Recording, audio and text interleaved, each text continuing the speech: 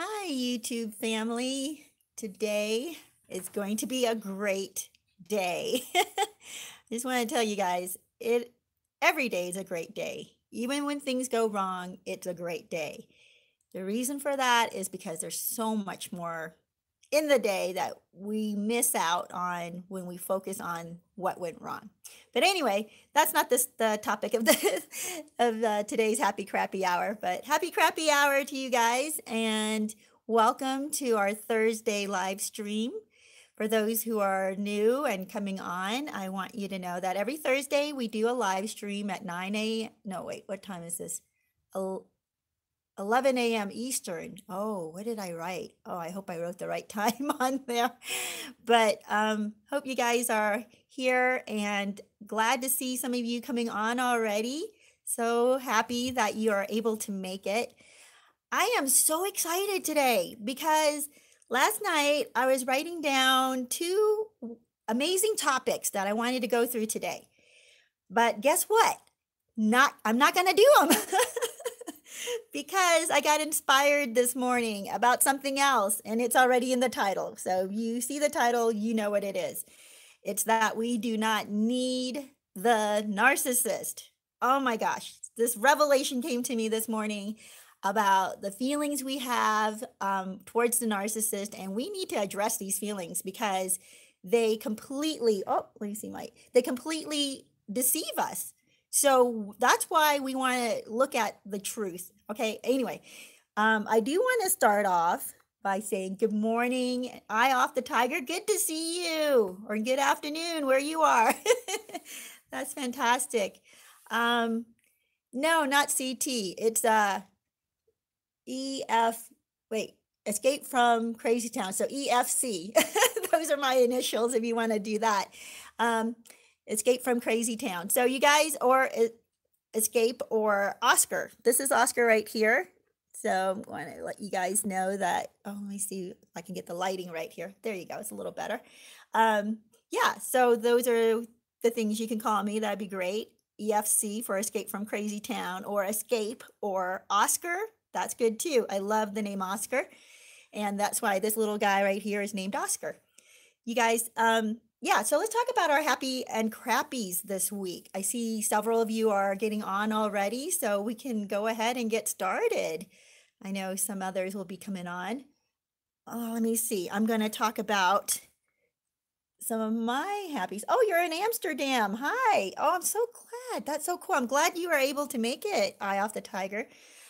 I would love to go see Amsterdam one day. I hear it's pretty cool.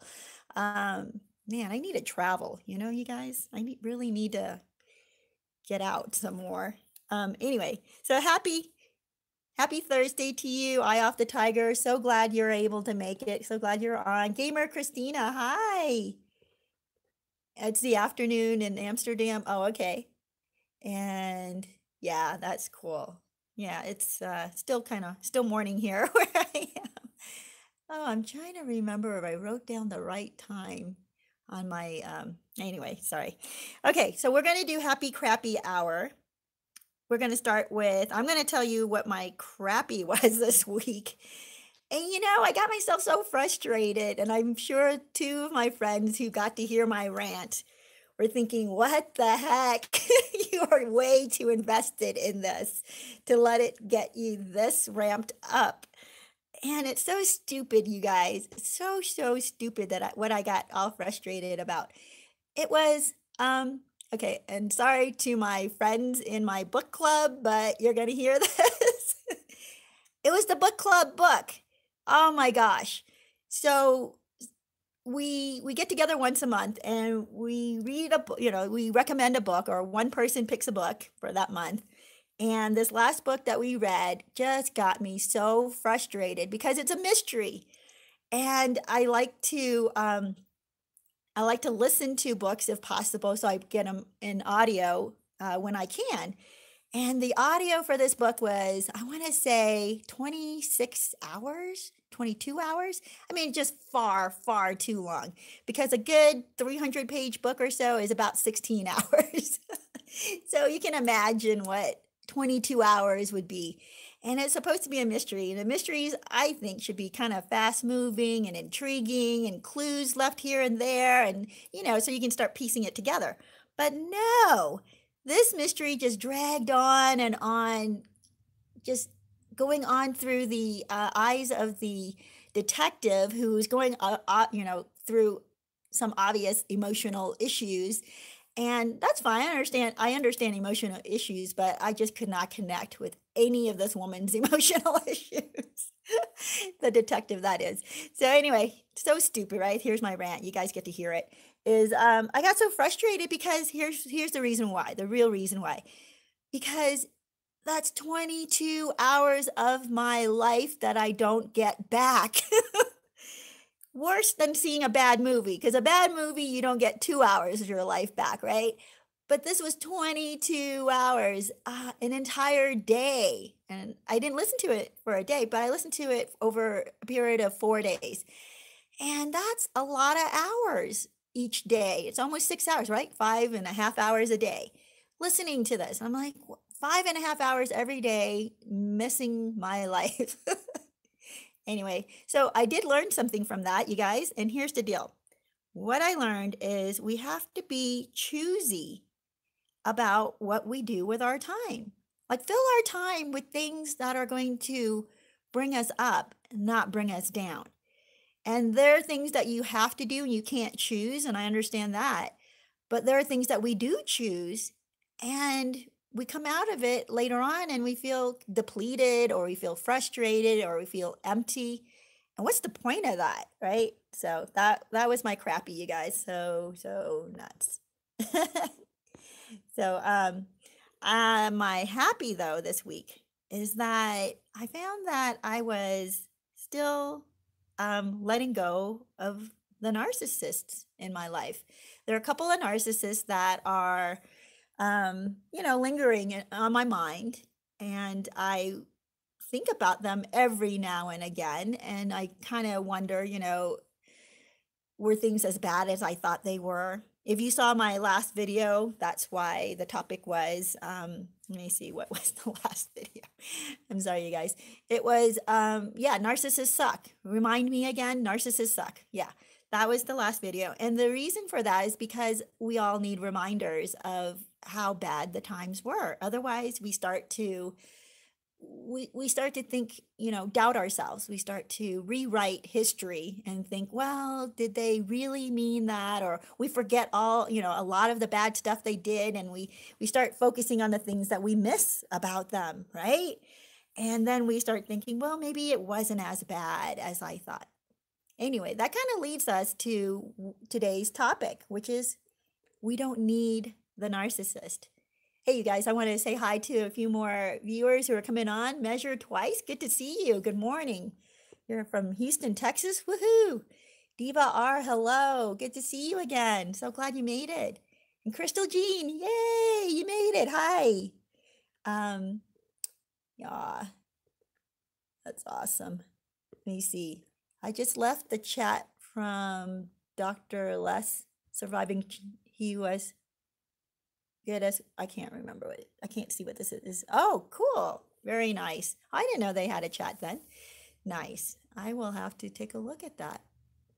But you guys, that's the beauty of these channels. I really appreciate all the other YouTubers who are doing these types of channels, because sometimes you just need to be immersed in the truth so that you can get out of the lies that we have, that have infiltrated our hearts and is coursing through our mind. The lies that are coursing through our minds bog us down. And so we need to immerse ourselves in the truth. We have to continue to seek it. We have to continue to watch YouTubers. I'm sorry, I guess I am one too. We need to watch these channels. We need to watch, I love watching Psychologist. Another one that I have watched, well, I'll talk to you guys about that another time. But today we're talking about that we don't need the narcissist. But why do we feel like we need the narcissist? And part of that is because when we have been cut off, or when we do the cutting off ourselves from the narcissist, we're in the midst of drowning emotionally, right? And when you're drowning, you feel like you need to breathe, you need air, and you're struggling. And if you can imagine what drowning, feels like, you're desperate. You're thrashing about trying to cling on, grab onto anything that could possibly lift you up or keep you afloat. So I'm just saying that we need to see why we put that type of emotion onto the narcissist. And when we do put that type of emotion that we need them, we then have a harder time letting go of them, because it's like letting go of a life preserver, right? You think you're clinging to a life preserver, but you're actually clinging to an anchor, or actually maybe a sponge, right? You think that, oh, this sponge is floating on top of the water and you're grabbing it, but what ends up happening is the sponge absorbs all the water and then it starts to drag you down with it. So it's not really preserving your life. It's not really saving you. So we have to see how narcissists are like that in our life. We want to cling to them. You know what? Something came to me today, which was, be careful what you wish for, because we wish and we hope that the narcissist would take us back, that the narcissist would hoover us. We wish that the narcissist would come back into our life, or marry, right? You want the narcissist to marry you, or you want the narcissist to move in with you, or you to move in with them. You want a life with the narcissist, and you feel like you need this. And when you identify that as a, this feeling of need, desire, and just complete, I can't even explain how, when you're just exasperated and you're desperate and you feel like, if I can't go on without this person, that's a lie. That's a complete lie, because once you put that onto the narcissist, it's like you're clinging to an anchor that's going to drag you to the bottom of the ocean. And that's not going to save you. That's going to make you drown even faster, right? It's not what you want.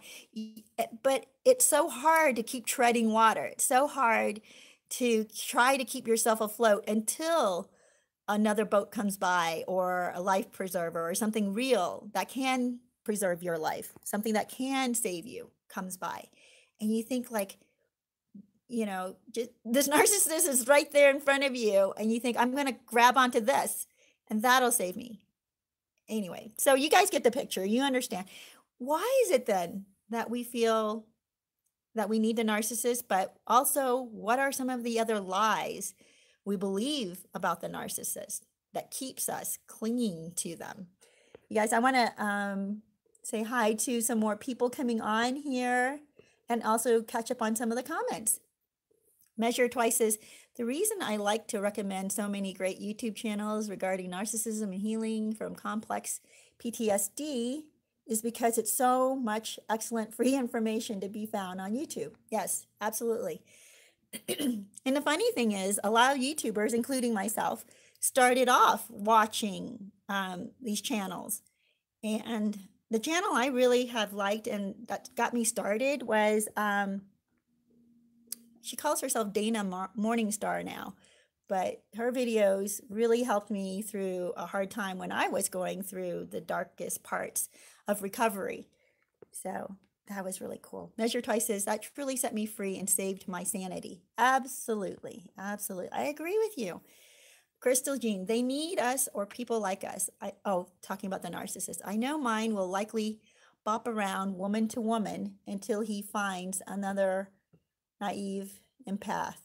Poor gal. Yeah, they do. They go from I wanted to talk to you guys about another thing is, it seems like there's an endless supply for the narcissist, but it's actually not endless. Well, they settle, right? They settle. Sometimes it gets to a point where they're not as appealing anymore, and so they have to start settling for a worse and worse supply.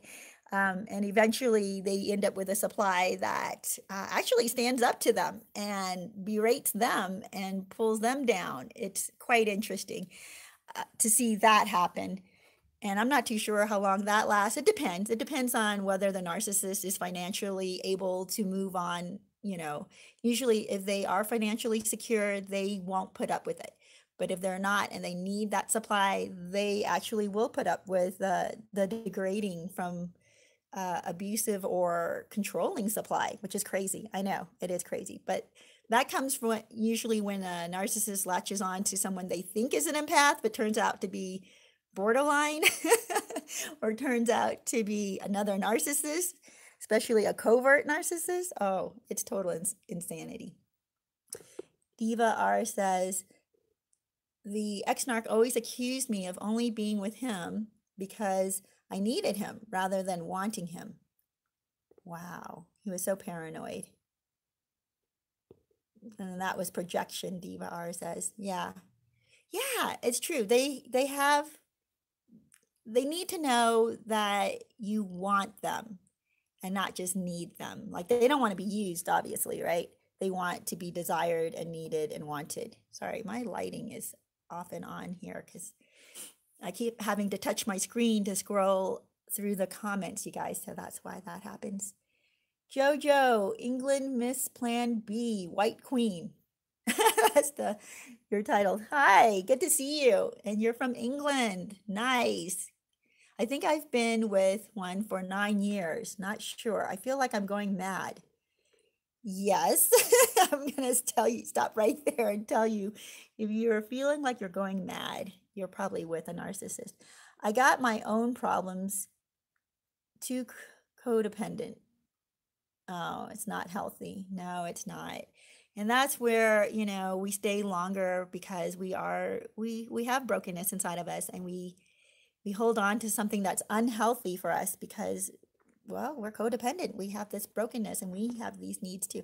I'm sorry, let me see. The lighting is kind of crazy here. Eye off the tiger says, they act like you're the codependent is not a healthy one. Yeah. Sorry, I'm just trying to read some of the comments, which are kind of a little bit broken up. Eye off the tiger says, they act like you are the clingy one. Yeah, it's true. Isn't that crazy? Because they need you. They need us. They want to be around us. They need to have the company constantly because they can't be alone. If they're alone with their thoughts, they start to feel worse and worse about themselves. They're not getting the affirmation they need. And then when they do want to get away and spend time with, say, someone they're grooming to be their new supply, and you're saying, hey, aren't we going to go do something? Suddenly, you're the one who's clingy because now they've started focusing on somebody else and they want the space to go pursue that. Measure Twice says, recognizing our own codependency and need for the narcissist is a huge milestone. Once you can recognize this anchor that is actually drowning you. Bingo. Yes, that's it. That's it. You got it. You got it. Measure Twice. As you guys are coming on, what the topic today is, you don't need the narcissist. And you're right. That does tie in perfectly with codependency, because when we feel like we need something, we're going to stick around and take the abuse in order to keep that need, right? You're going to put up with a lot more abuse. You're going to put up with a lot of horrible things that normally you wouldn't put up with that with anybody else. But if you feel like you need this person, you will put up with it from them. So I do want to talk about why, though. Why do we get to that point where we feel like we need them? How is it that we became so addicted and started believing lies about them? And I definitely want to talk about the lies that we're believing about the narcissist. The first one is that we need them. So the second I want to talk about with those lies is we start to build them up into something they're not. And those are the lies that we start to believe. We start to believe that they are all the things they're telling us, right? We start to believe that they are good people, that they do love us deeply, that we're their soulmate because they said that. So, and there's only one person that's ever made them feel that way. So all the lies that they're telling us, we're starting to believe, and we put a lot of weight on it. We give it a lot of value, all their words, but their words are lies. So we're believing all these lies, and that's why we believe that we need them. Because if all their lies were true, yes, absolutely, it would fulfill us. If all their lies were true, we would feel the happiest we have ever felt. We would feel complete. We would feel full. We would feel like we're walking on air. Seriously, we would feel like nothing can go wrong. Life is great. This is the best life in the world if all their lies were true. So that's why I do want to talk about some of their other lies. And I'm looking forward to seeing what you guys are saying here. Jojo England says, plus I got made redundant at Christmas. I'm drowning. I'm so sorry, Jojo. Can you explain what that means? Maybe there was a typo. You said I got made redundant at Christmas. And you're not sure, but you feel like you're going mad. Yeah, because you're probably feeling codependent, actually. You're probably feeling dependent on this person. And if you are feeling like you need them, you have to have them in order to be happy. You have to have them in order to be fulfilled. You have to have them, or you're going to be lost without them. That's a codependent feeling. That's a dependency feeling that you cannot live without them. So you have to figure out, why is it that you're feeling that way? And not just about them, but why do you feel like you need somebody else in order to stay afloat? So you might want to ask yourself some of those questions. But I want to give you some hope, though, right? Because when you look into those types of feelings, it's going to feel very hopeless. It's going to feel like I'm a total mess, and how am I supposed to get out from this? But here's the hope. The hope is that you're much stronger than you realize. And once you identify what is making you dependent on this person, what is making you feel like you can't live without them, once you figure that out, you realize you can live without them. And that the thing that's missing inside of you, the thing that's broken, is fixable. Yeah. And it's actually fixable without them. And as long as they are in our life, it's not going to get fixed. That broken part of us does not get fixed by the narcissist. In fact, it gets damaged more. So let me see, you guys. I'm going to keep looking at some of these comments. Crystal Jean says, measure twice. Me too. You get more truth and help and healing here on YouTube than in psychologist's office. And this is free. I know. I do both. Well, you guys, I want to ask you a favor. Watch a commercial once in a while, because that's how YouTubers get paid. And especially channels as small as mine, I don't get paid anything practically. I get maybe a cup of coffee a week. It's so sad. No, I think I might get a little bit more than that, but it's really sad. It's not as sustaining as you might think. Of course, the larger ones, they're doing great. And anyway, if you would watch a commercial once in a while on my channel, I would appreciate it. Yeah, they say something. I think the rule now is you have to watch at least 30 seconds of a commercial. I'm not even sure if that's accurate, but that's what I had heard. Diva R, the biggest lie I believed about the narc is that he's a strong, ethical, real man. Yes! Thank you, Diva R. I've heard that too.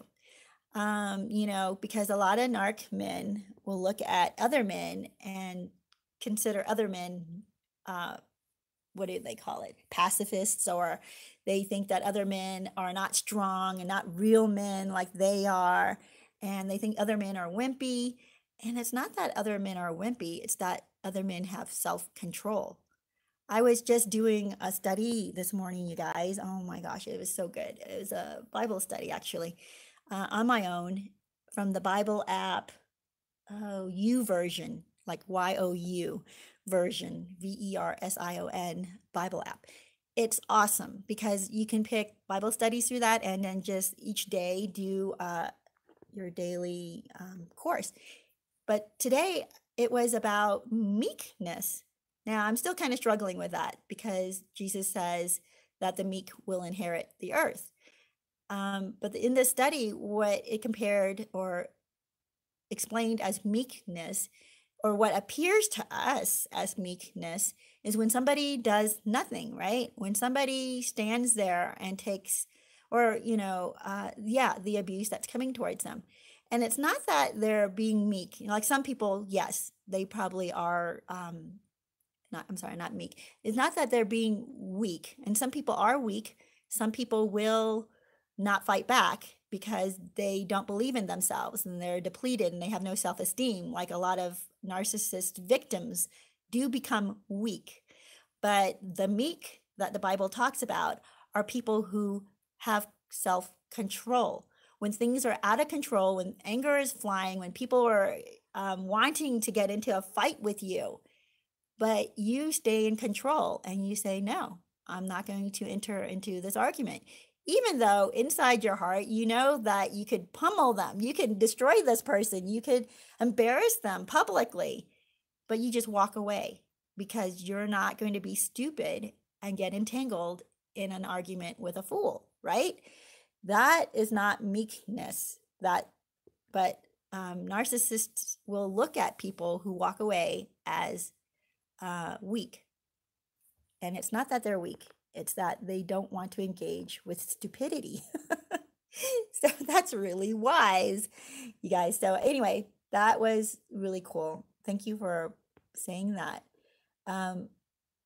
Diva R was saying that the biggest lie is that the narcissist was saying about themselves was that they're strong, ethical, real men, a real man.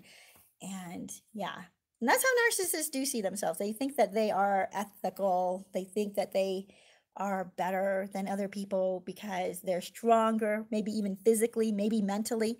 And of course, they think they're the smartest person in the room. So, and when they act that way, and oh, I got to tell you, one of the narcissists I knew was telling me how brilliant he is.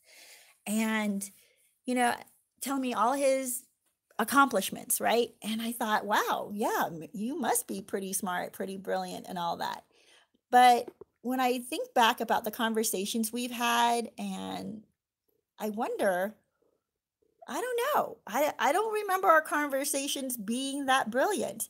And I don't remember him bringing in a lot of insight into any of the topics we were talking about. So, yeah, it's another lie that they tell us and we believe. Okay, you guys, I'm going to see Jojo says, I'm trying to find a job so bad. He has me feeling like a squashed ant, can't speak to many people. Oh, no, Jojo.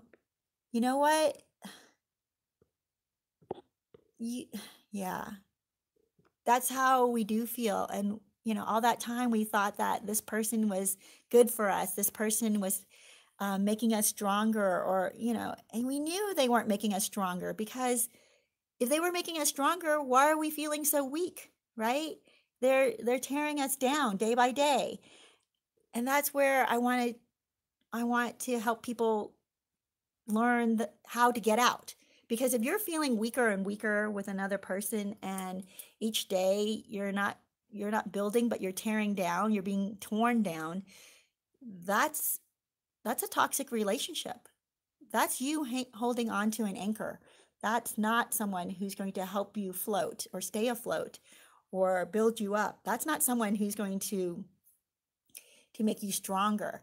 So we have to cut ourselves off or away from that anchor in order to be able to breathe again, right? In order to make it back to the surface, to breathe and to get stronger.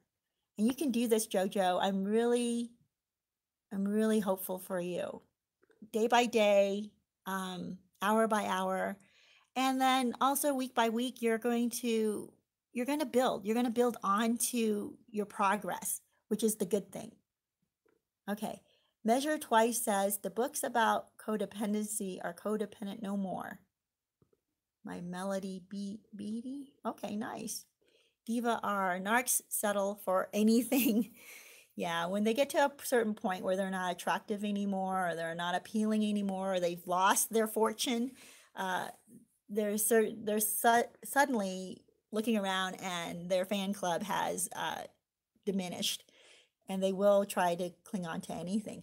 Measure Twice says, yes, even more info and support in YouTube than ever. A therapist.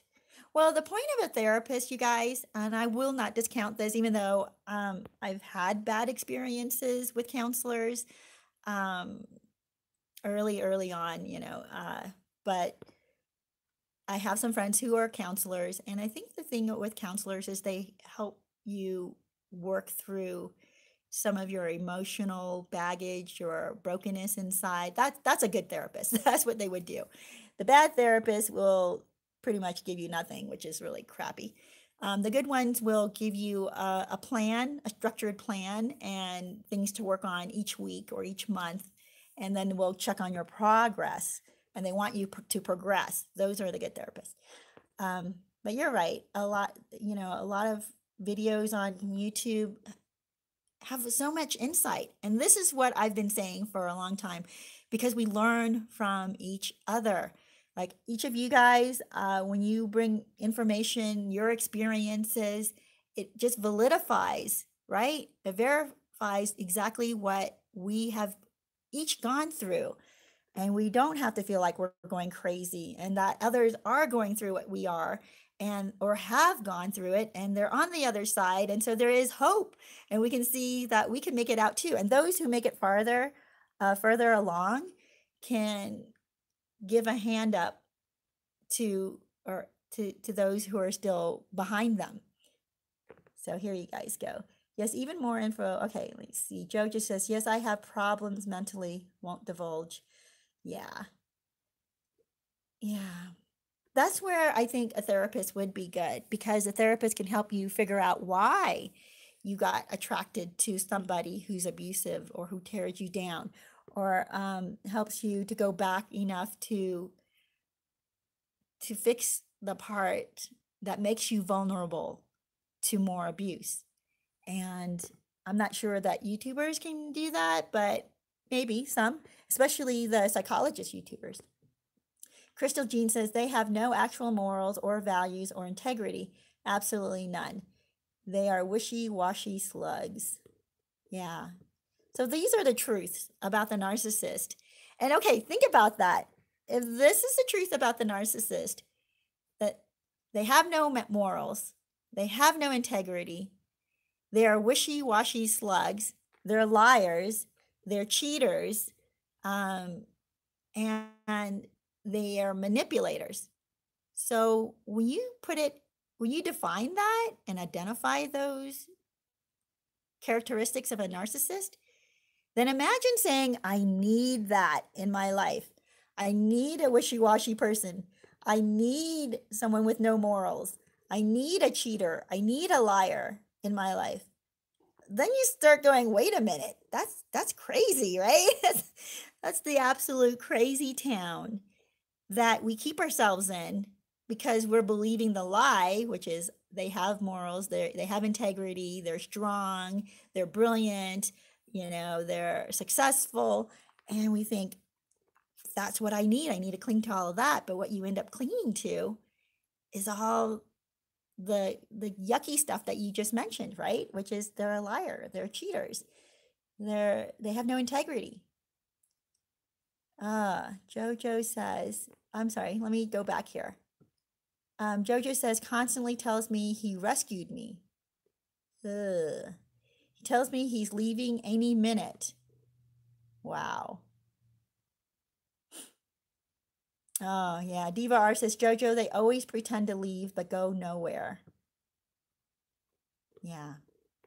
And Crystal Jean says, Jojo, you will constantly be in a state of confusion, anxiety, self-doubt. You feel crazy. It only gets worse. Yes. Yeah. So you guys, I'm missing some other comments here. Eye Off the Tiger says he acts like he wanted to leave. It's true, they do. And they don't leave until they find new supply. And that's, if he's telling you now that any day now he's going to leave, this is a really good time for you to create your exit plan. This is the time. And you know what?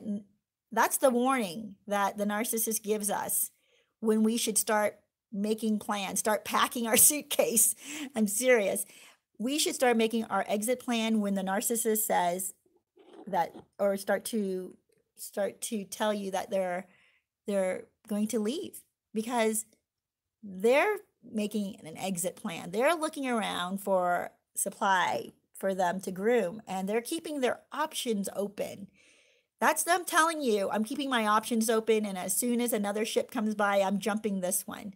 So before they jump your ship, before they leave you, you need to start making plans to leave. You need to start making plans to get stronger, get financially secure. Like you said, Jojo, go get that job. Go do it. Do whatever you have to. And this is what I don't understand. Some people I know refuse to do a certain kind of job. You know, they're like, that's beneath my education level. That's beneath, what I have been doing before. And let me tell you, it's not beneath anybody to work in a retail store. I mean, why is that suddenly such a terrible thing? And I don't think it is. And I've always told my friends, if it got to the point where I needed to get a job at a big retail store or anything like that, heck, 7-Eleven, right? A gas station. If I have to take a job as a cashier somewhere in order to pay my bills and to be independent, I would do it in a heartbeat. There's no shame. Why do I care what other people think about me earning a paycheck, right? And where I'm earning this paycheck? That's their problem. And to tell you the truth, it doesn't matter. It absolutely doesn't matter what other people think. You need to do what's good for you. And you need to take pride in yourself. Like if you do get a job working at a fast food place, be grateful for that. Be happy that you're getting a paycheck and that you're working, that you're going to be independent. And here's the deal. You don't have to stay in that position for the rest of your career. It's a stepping stone. You move from that, you do a great job there, and you move up. And you'd be really surprised how fast you can move up if you're a reliable worker, and if you're attentive to the customers, if you're, like everything that you are smart. So you're going to do a great job. People are going to want to hire you into better paying positions. It's going to happen. So why not start there? Why not get yourself out? If you want to get yourself out, get yourself out. Just start working. There's so many job openings out there. It's really interesting to me because people will say, oh, there are no jobs. But I keep seeing help wanted in the windows of multiple stores or hiring now, signs. So you guys, I would go out and get that job. Start getting a paycheck. You'll start feeling better. The first, second, third paycheck you get, you're going to go, oh, I am making a difference. I am able to get on my feet. This is not going to destroy me. I'm not going to be stuck where I don't want to be. And that's how the narcissist keeps us stuck where we don't want to be. All right, you guys, I'm missing some more. They pretend to be strong and dependable. Oh, yes, that's another thing. We think we need the narcissist because we can depend on them. But you all know, and I know, the truth is that you can't depend on a narcissist. They don't come through. That's the wishy-washy part, right? Every now and again, they'll show up. They might show up. You just can't depend on it. But we think if we don't have them, we'll have no one we can depend on. And that's not true either. We actually need to learn to depend on ourselves. We need to see that we're capable and we're not an island that can stand alone, no. But when we're capable, when we can depend on ourselves, funny thing is we attract other people who are also independent. We attract other people who are also strong. And then that's why then we can do life together. That's how all these YouTube sites, and I love that you guys come on for Happy Crappy Hour. This is us doing life together. This is us sharing, right? This is us carrying each other's burdens and listening to one another. Thank you guys so much. I'm so happy that you guys are here. I just wanted to tell you. K. Dot says, I was addicted to my narc. Yes. Because they give you just enough. They give you that high every now and again that makes you feel loved, wanted, cared for, seen. They make you feel like, or they tell you that you're the best thing that's ever come in their life, or you're their dream woman, or you're their dream man, and you believe it. And it is an addiction, because we do need affirmation as well. We need to hear good things about ourselves. For people to say you never need that, it's not, I guess you don't need it, but it does make you feel better. It makes you feel stronger when people pour into you. And I really want to tell you guys here that self-affirmation is powerful.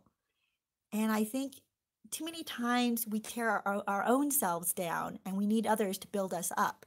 So we'll tell ourselves, I'm not good enough. I'm not pretty enough. I'm not handsome enough. I'm not rich enough. I'm not capable. You say all these things about yourself, or you tear yourself down. And then that's why when somebody does say something nice to you, you cling to them. You're like, oh my gosh, I needed to hear that. I needed to hear that I'm beautiful. I needed to hear that I'm smart. I needed to hear that I'm wanted. Because we spend all this time tearing our own selves down. But if we didn't tear ourselves down, what if every morning we woke up and we looked in the mirror and we said, hi, beautiful, or hi, handsome, or you are a wonderful person. Looking at yourself, you are an amazing, brilliant, caring, loving, deep, honorable person of integrity. What if we said that to ourselves every day? Then we wouldn't need somebody else telling us all those things, right? We wouldn't be so easily conned when somebody does tell us those things that we starve ourselves of. So you guys, Eye Off the Tiger says many times, I said, okay, leave. This is when your narc was telling you that they're leaving, and they're threatening, right? And they threaten to leave to try to get you to do something possibly that they haven't been able to get you to do. Diva R says, same, it's all manipulation. The ex-narc would threaten all the time or temporarily leave. Attention-seeking fool. Crystal Jean says, we do believe them. I don't get it. I believed the lies when I saw the opposite. It's just such a mind and soul F. Yes. Oh, it really is. And that's where that dissonance starts, right? It's not just with the gaslighting. We do it to ourselves, because even though our eyes are seeing the truth, our ears are hearing the lies, and we want to trust the thing that will give us the most gratification, right?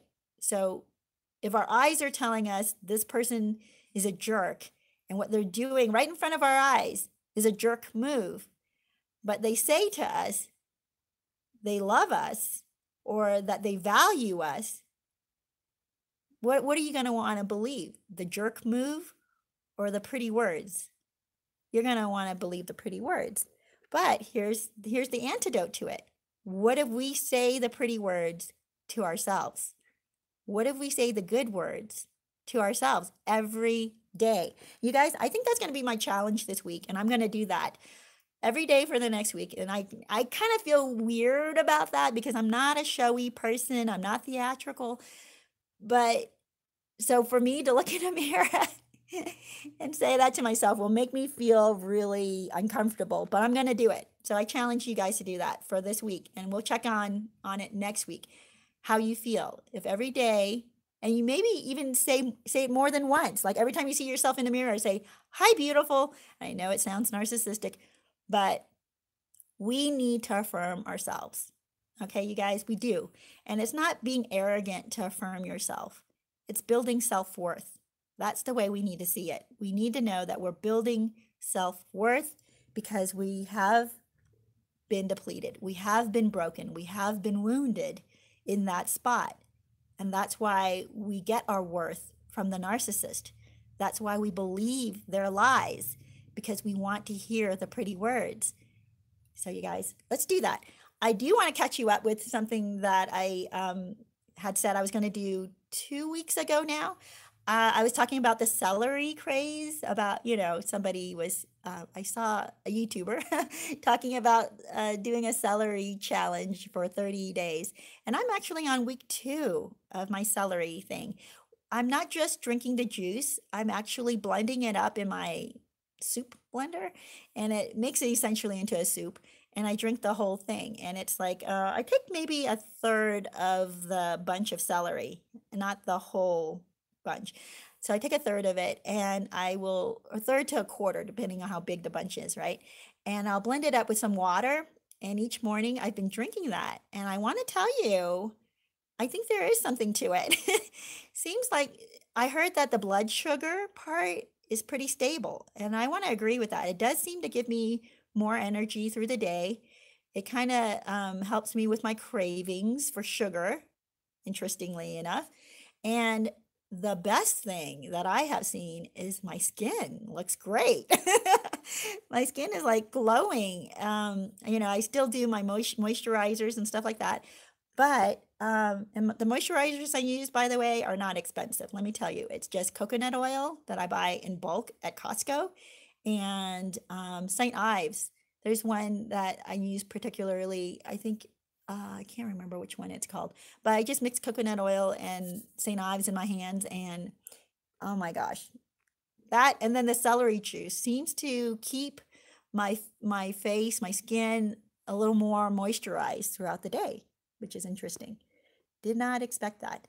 Also, because I blend up the whole thing, this is such a weird plug. It's not even a plug, right? But just wanted to let you know what I had challenged myself with 2 weeks ago and what the results are so far. So I blended up the celery with some water, because otherwise it's really thick, because I keep the fibers and everything. I'm not just doing the juice. I heard that if you just do the juice, it's way more potent and you'll have some bathroom crazy experiences. I have not had any bathroom crazy experiences. So maybe it has to do with, taking the fiber as well. Anyway, you guys, I wanted to just, give you the update on that. And so the next update is going to be when I affirm myself all this week, and I'm challenging you guys to do the same. Affirm yourself every day this week and see how much better you feel. See if your self-confidence goes up. And especially for you, JoJo England, because, if you're affirming yourself, you'll feel like you'll be able to start talking to more people. I think that you're going to not feel so low and so depleted. And I'm so sorry that you're right there right now, but I do have a lot of hope for you. Here we go. Eye off the tiger. Okay, it's just laughing at Diva's comment. K. Dot says, was she an amazing person? Yeah.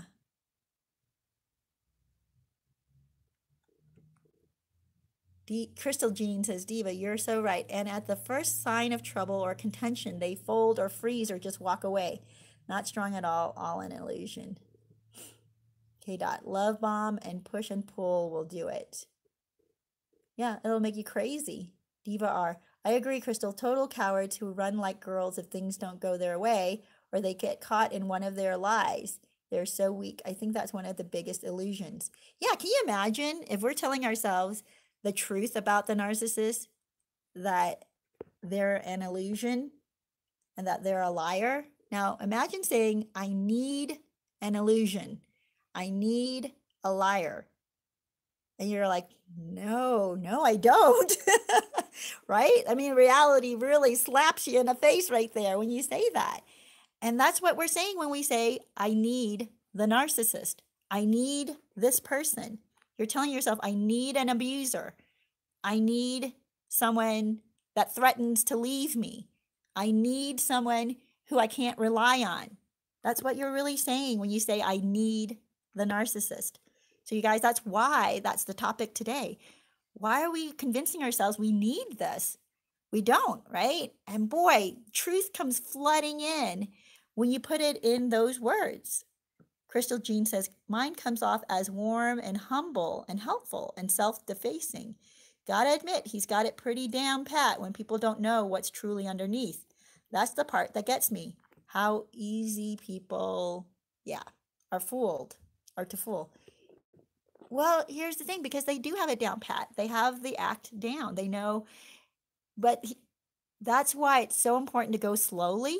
What's the antidote, right? To someone who's trying to fool you. Well, they can only fool you for a certain period of time before their mask starts to slip.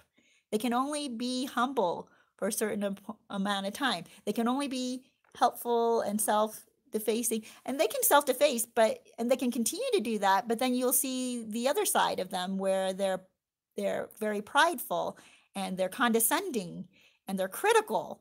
You're like, wait a minute, how are you self-defacing and then you're so critical about all these other people? That's when we start to see their mask come off. But a lot of times we don't see that happen until after a period of time, after a week, after a few days, even sometimes. It might be a month, depending on how much time you spend with the narcissist, right? It might be a month, a year. Actually, I think we do see it way before a year, but we just ignore the truth. We ignore the reality. But if we keep our eyes open and we take things slowly and we keep watch, and it's not to be like, oh, I'm just this weird detective who's just sitting back and watching every move the narcissist does. It's that you interact with the narcissist, but you pay attention to all the little red flags. You pay attention to the times they're critical. You pay attention to the times that they are putting somebody else down.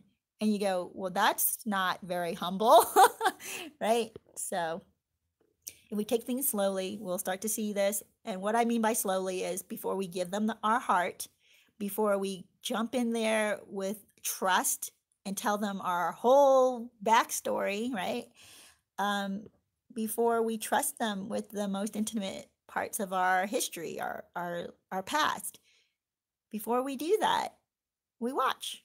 And then as you watch them, now, because you held back that intimacy, and especially physical intimacy, if you held that back, you're not going to be as easily manipulated.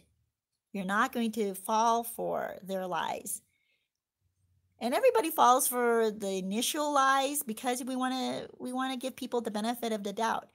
And you don't want to think immediately when someone tells you how great they are that, oh, this person's a jerk. No, maybe they're just letting you know because it happens to be within the topic you're talking about, what accomplishments, you each have made. So they tell you a little bit about them, and you don't have to right away suspect them of being a narcissist. But if you give them a few days, if you give them a few weeks, and you're not getting intimate with them physically or emotionally or psychologically, then you're going to be able to see the red flags as they come up. Yeah. The ex-narc is a lawyer. Oh, he thinks he's smarter than everyone and so ethical. He breaks client confidentiality, etc., all the time, and breaks numerous laws on a regular basis. Yeah. I'm sorry if anybody here is a lawyer, but I see so many lawyers because they are, I don't know if it's part of their training, but they're trained almost to twist the truth to their benefit and to manipulate. I mean, they're trained to argue, right? And win arguments.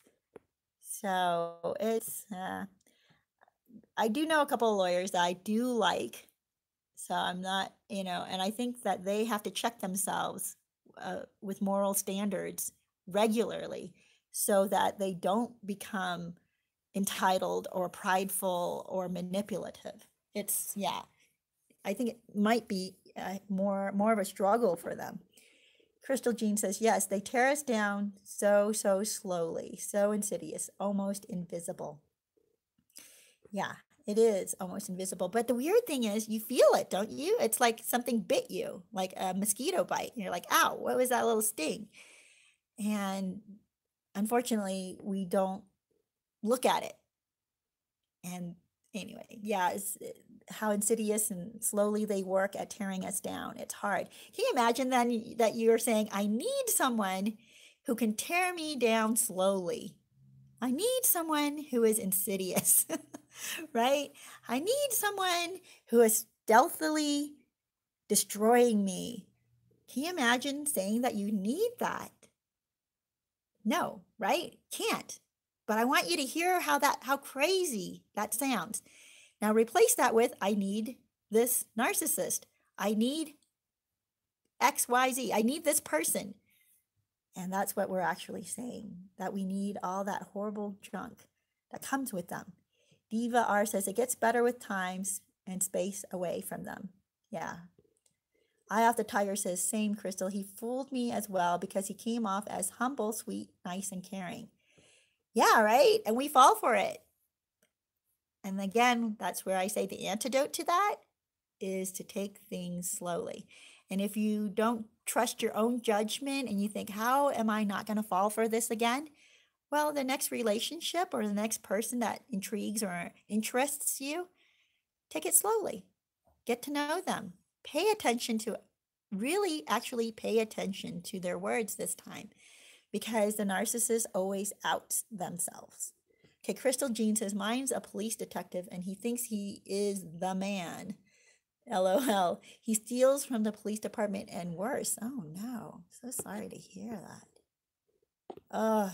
Yeah, I remember your story, Crystal Jean. That's scary, you know, by the way, but we think that just because people hold certain offices that, or have certain careers, that they are more moral or they're better people, but we forget they're people still. And the higher the office or the more power they have or the more money they make, the more temptations they're going to have to be a narcissist, the more temptations they're going to have to be controlling and prideful because, you know, they have more power than other people, or they have more money, or they're making more money than other people. So they're going to be prideful if they don't check themselves every day and look at themselves through a lens of reality. So, okay, Carrie Dillman, hi. I wish so much I knew about you years ago, so I would have been able to define what he was doing to me, a narcissist. Good to see you, Carrie. I'm so glad you made it. I'm glad to see you here. Yeah, and this is what I'm hoping for, you guys. I hope that you guys share these videos, especially if they're helpful, and a lot of times you know other people who are going through what you've gone through. So funny, or not funny, ironic, I guess, that a friend of mine recently was telling me that she knows all these people who are struggling with their current partner who is controlling and abusing them. So she went ahead and sent them my videos.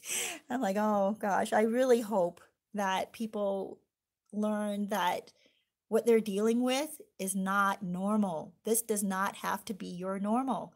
You can actually have a beautiful, wonderful normal. And in order to do that, though, you have to sweep and clean out your house, your mental house, right? Every week at least, you know, just every now and again, go back through there and look at the people who are in your life. Are they adding to your life, or are they taking from your life? Are they adding joy, or are they adding grief? So think about that. Eye Off the Tiger says cowards. Yeah, you know what? Narcissists are cowards. They're bullies. And what do we know about bullies? Bullies inside really are cowards. They're angry people who cannot control themselves. And we talked about that a little earlier, is the self-control. Self-control is so powerful. It is in immense strength. In order to have self-control, you have to have immense strength. And that's what narcissists do not have. They have anger, and they have bursts of anger, and they are very, I I don't know, demonstrative of their feelings, but that doesn't mean that's powerful, that they're powerful. That just means they have strong feelings. But are they strong enough to control those feelings? Are they strong enough to have self-control and behave and to respect those around them and not encroach on your borders or cross your borders or boundaries? Yeah. So you guys, let me see what else. Crystal said, he slammed doors and kicked a hole in the wall once, but never hit me. He threatened me verbally, though, told me he'd go nuclear on me if I told anyone the truth. Oh my gosh, Crystal. Yeah, this is a coward. That's what cowards do. That's what bullies do. And we think, oh, they're so strong because they explode like this. No, that doesn't take strength to explode, by the way. It takes no strength of character at all to explode, but it takes immense strength of character to control that and to know that you respect the other person who's in the room. You respect and care about them so much that you would not want to hurt them with your anger. And that's why having self-control is a characteristic you want to have in a partner. You want to see, if you want to know what the person you're interested in is really like, watch them when something bad happens. Watch them when they lose their wallet. Watch them when they can't find their keys. Watch them when someone cuts them off in traffic. Well, that still frustrates me. That frustrates the best of people, actually. But see how crazy they get. Like, do they get start banging on their steering wheel, start cursing up a storm? Be careful of that. It's normal to go, oh my gosh, what a jerk. That jerk shouldn't have cut me off. But it's not normal to start cursing for 5-10 minutes and, going absolutely ballistic and then yelling at you. You had nothing to do with that. Yeah, that's their real character. Diva R says, I find that men who are confused about their sexuality and are weak cowards gravitate towards professions where they can abuse their power to feel like tough guys. Ooh. Wow. Yeah. I'm sure there is some truth in that for sure. Crystal Jean, Carrie, that's great. Oh. Diva R says, stay strong, Carrie. You are better off without the nonsense in your life.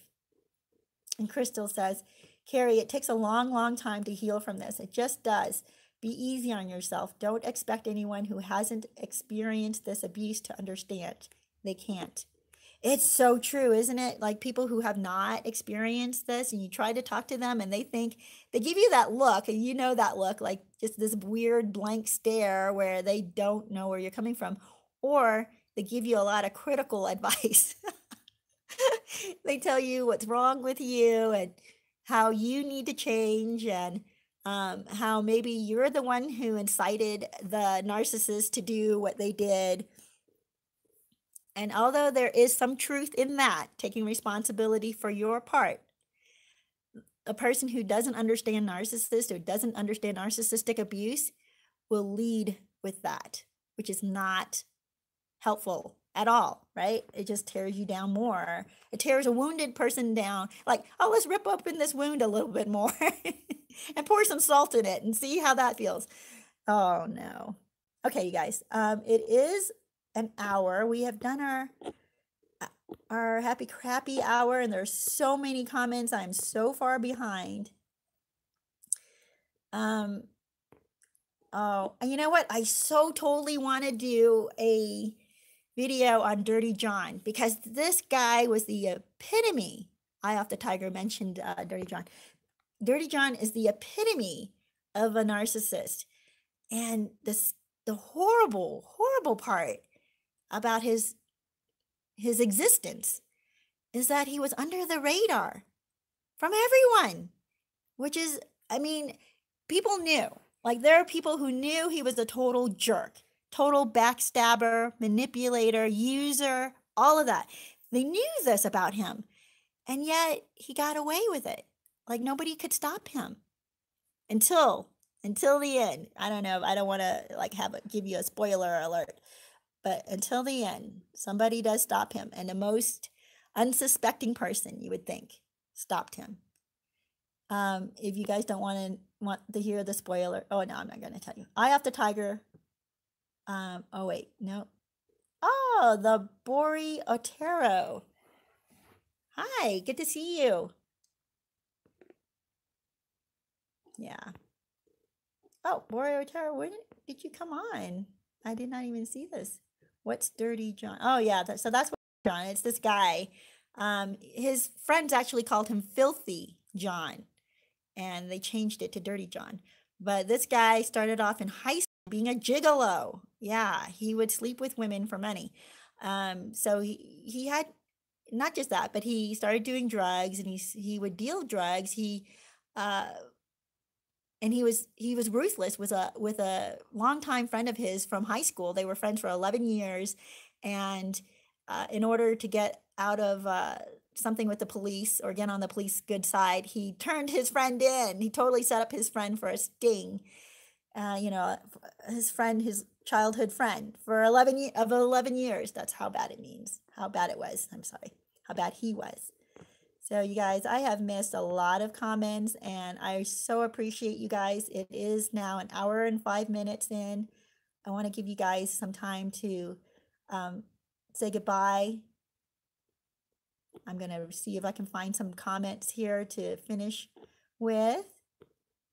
And thank you so much for coming in. I do want to tell you, oh, here's Bonnie. Hello, what it means when your ex-narcissist rubs their new supply in my face tells me that they're so happy and in love with the new supply.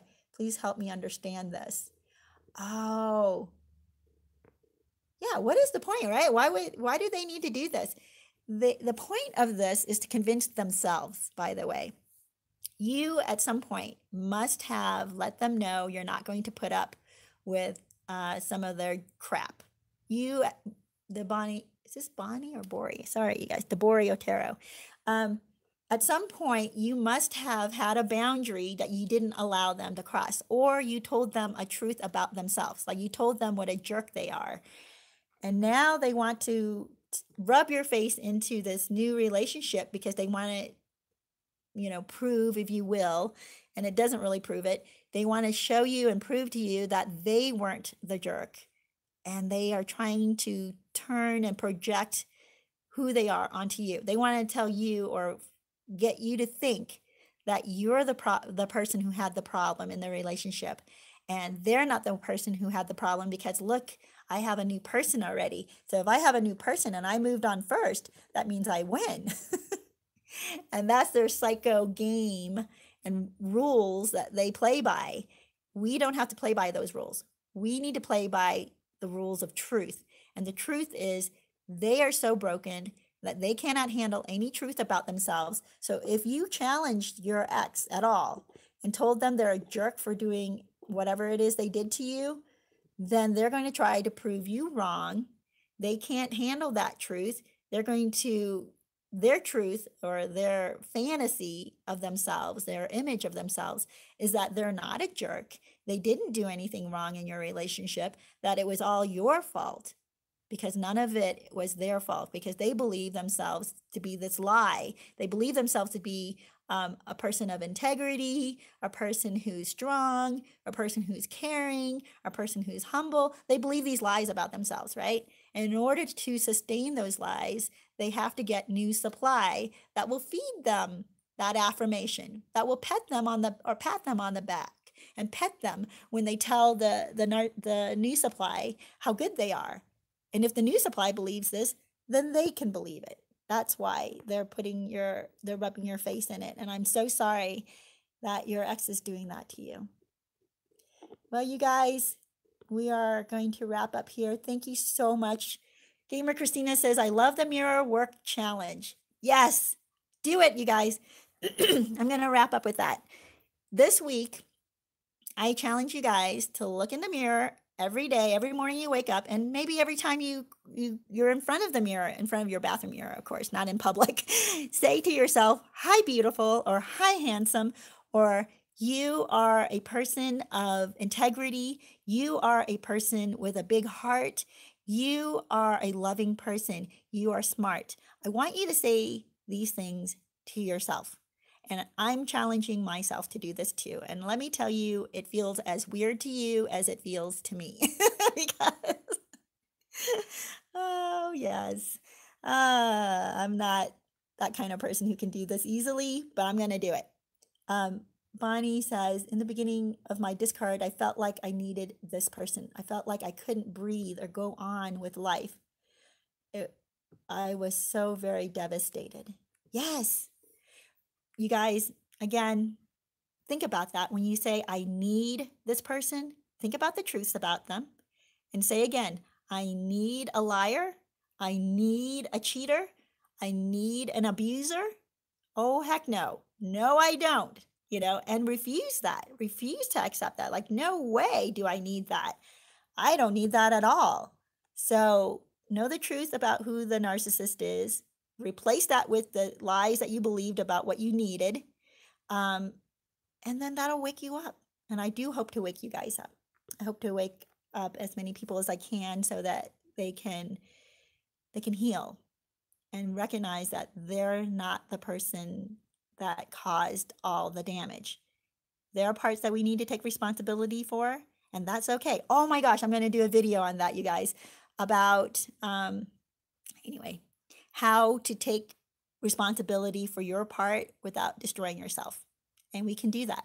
Anyway, you guys, I'm so sorry. We're pretty much over. I wonder if we should continue to do this, longer than an hour. You let me know if you want to do this more than an hour, because, oh my gosh, there's so many comments I am missing. And I appreciate you guys so much. Borea Terra says, in reality, they are weak, inferior. They need people in order to make them feel strong, and they are not smart like that either, because when they talk, they give themselves away. They are pathological liars. Right. Can you imagine saying, I need a pathological liar in my life? Oh, no. So you guys, I hope you do that this week. Say good things about yourself in the mirror and tell yourself, be truthful with yourself about when you felt you needed the narcissist. Now tell yourself, I need someone who's going to abandon me. I need someone who's going to put me down. I need someone who is unstable. I need someone who has low self-esteem about themselves, so they have to take out their anger on me. No. Oh, heck no. No, you don't need that. And I'll tell you that right now. Blessings to you guys. I'm praying for all of us and for you guys to heal. And for myself, it's a continuing journey through life to stay focused on the good and leave behind the bad. You guys, blessings to you guys. I hope that you find happiness this week. I hope that you find strength. And I will catch you again next week.